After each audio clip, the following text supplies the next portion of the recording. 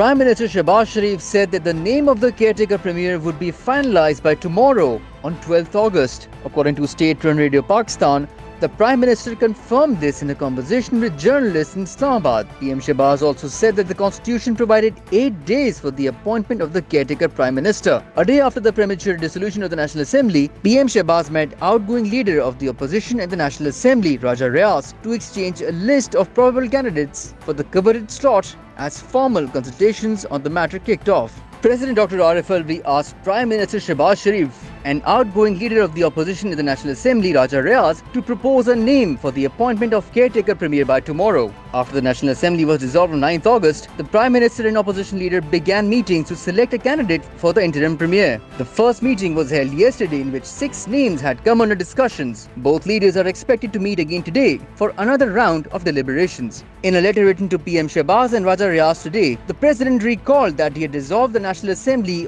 on the Prime Minister's advice on 9th August. President Alvi then directed PM Shehbaz and Raja Riaz to propose the name for the interim premier not later than 12th August.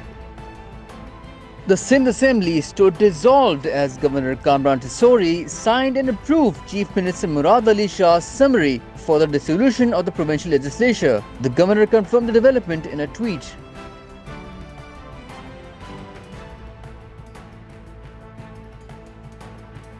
The Supreme Court of Pakistan struck down the Supreme Court Review of Judgements and Orders Act 2023, which expands the scope of a review petition, terming it unconstitutional. A 3-member Supreme Court bench comprising Chief Justice of Pakistan Umar Ata Bandial, Justice Muneeb Akhtar and Justice Ijazul Ehsan had reserved its verdict in the case on 19 June with an observation that decision on the case would determine the fate of the Election Commission of Pakistan's review against the 4th April verdict of fixing 14th May as the date for holding Punjab Assembly elections. The order said that any attempt by way of ordinary legislation to interfere in the scope of the Supreme Court's powers and jurisdiction, including but not limited to its review jurisdiction, would constitute a wrong and erroneous reading and interpretation of the Constitution. It further said that any legislation interfering with the independence of the judiciary would, by its nature and from its very inception, be unconstitutional, null, void, and of no legal effect.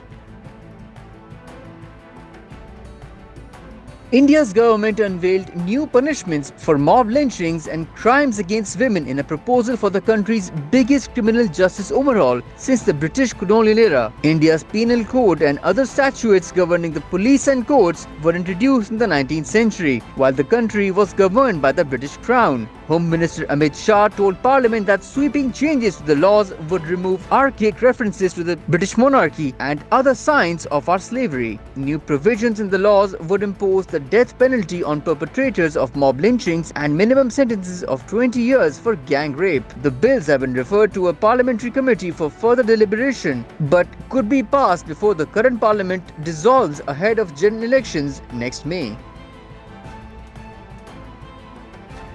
Elon Musk said his much-hyped cage fight with Mark Zuckerberg would take place in Italy, as authorities there confirmed talks about hosting a great charity event. While any showdown between the two tech titans has yet to be officially confirmed, Elon Musk said on his X social media platform, formerly known as Twitter, that arrangements were advancing. Italian Cultural Minister Gennaro Sangiuliano confirmed speaking to Musk about how to organize a great charity event evoking history, but said any match will not be held in Rome. Elon Musk said everything done will pay respect to the past and present of Italy, and that proceeds will go to veterans. He said the cage match would be managed by foundations run by himself and Zuckerberg, and not by UFC, the Las Vegas-based mixed martial arts promoter.